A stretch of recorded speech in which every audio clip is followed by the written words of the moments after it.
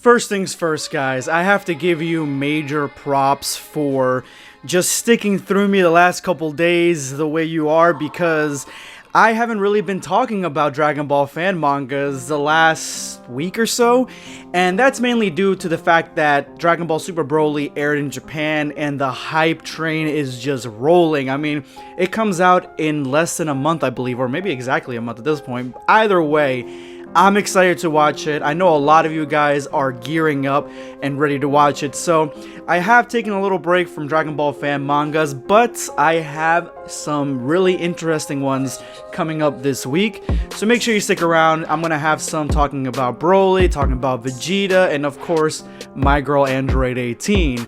And just so I can cover all bases, this video is going to have light spoilers, but if the thumbnail didn't say it all, I'm gonna say it in a few minutes.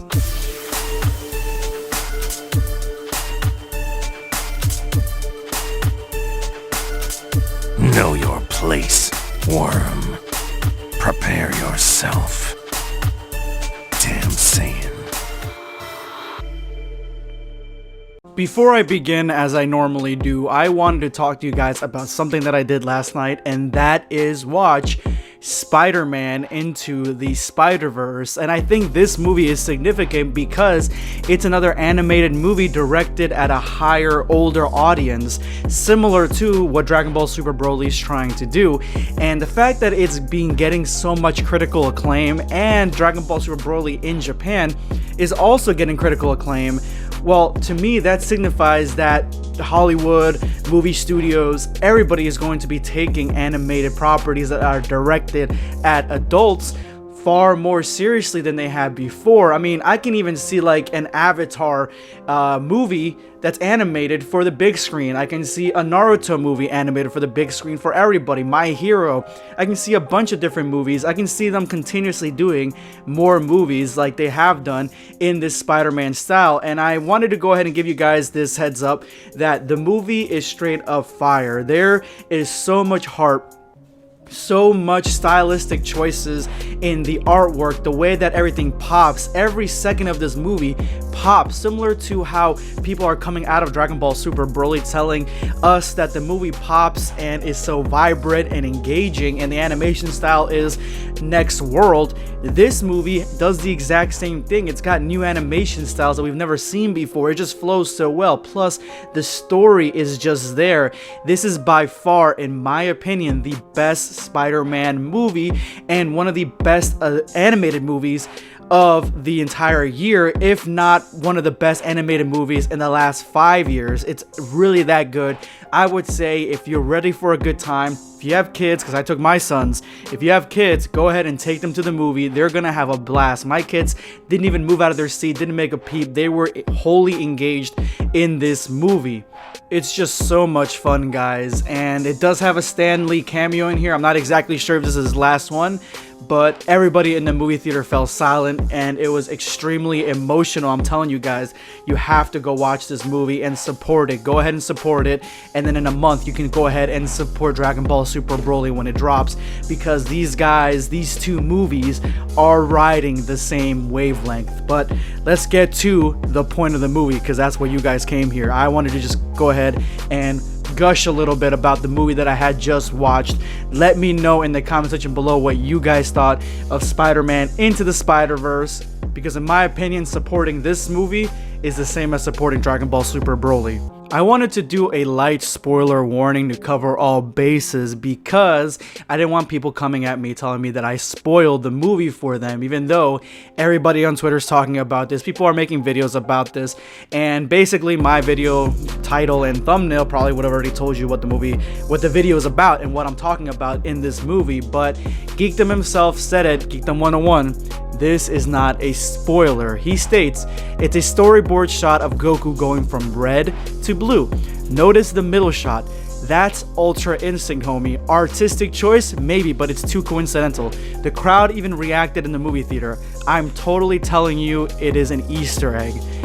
This is what everyone's talking about right now, because everybody wanted Ultra Instinct to be in the movie at some level, And unfortunately, we're not getting it in the same way that we got it against Jiren. We are getting it in this sort of homage middle storyboard from Red to Blue.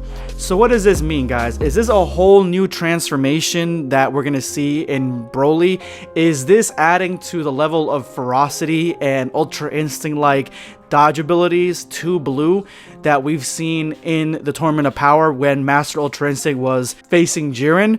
Or is this just a stylistic choice? Well, I have not seen the movie yet, so I can tell you that right now.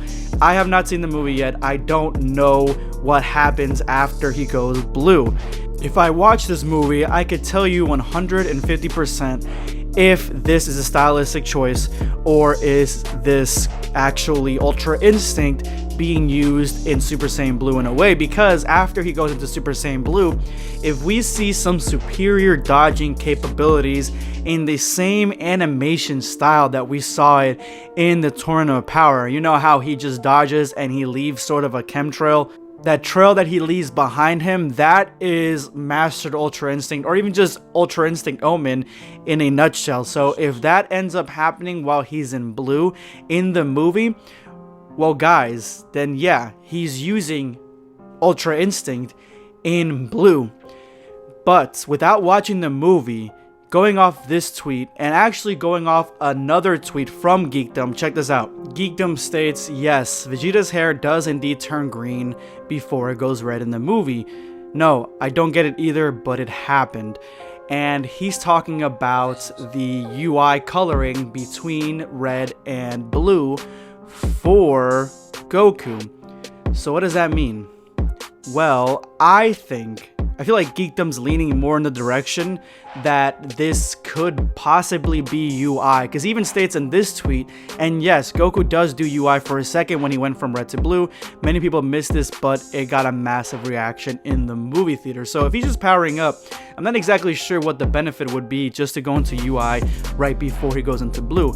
But what I think this is, without watching the movie, I think this is a stylistic choice that they decided to make for the movie. Remember, this movie has a lot of colors, especially during Energy Blast, especially during transformation sequences. I mean, when Gogeta powers up, his aura has purple in it. His aura has purple, it has blue, it has some white in there, and people were saying that was Ultra Instinct, which, I mean, depending if you believe this is Ultra Instinct, that maybe it could have some little slivers of Ultra Instinct thrown in. But I'm leaning more into the camp that this is just artistic choice.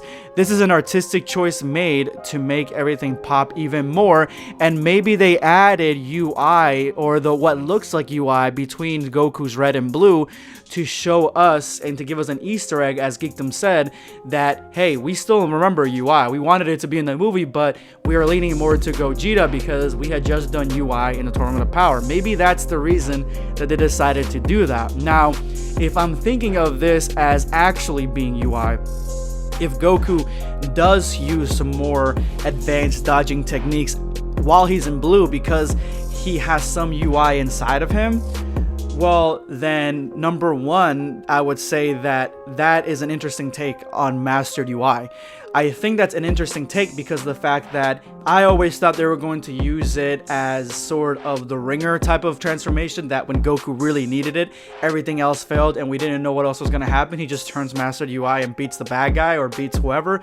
That's kind of what I thought they were going to do with it. But if they're trying to infuse UI and have him be able to dodge a little bit better into other transformations, yellow, red, blue, that's an interesting take to use that form in. And right now there's a lot of different power-ups Goku has, but that's interesting in my opinion. It definitely is better than having him just use Mastered UI to defeat every single bad guy. He can't control it, he doesn't know how to go into it on his own, so this is a pretty cool take. But on that same level, if Vegeta's hair goes green before it goes red in the movie, remember, I made a whole video about Hikaru yesterday. That means Vegeta may be using some sort of Hikaru base into his red to make it even stronger. Maybe he has some Hikaru form and he's pulling on that great ape energy to make himself stronger. Who knows? Either way, this is an interesting development and it's a fun discussion to have So I wanted to go ahead and drop it here. Let me know in the comment section, guys, what you guys think of this whole situation. Don't forget to let me know what you thought of Spider-Man Into the Spider-Verse. This is going to be Blackscape signing off. Take care, guys.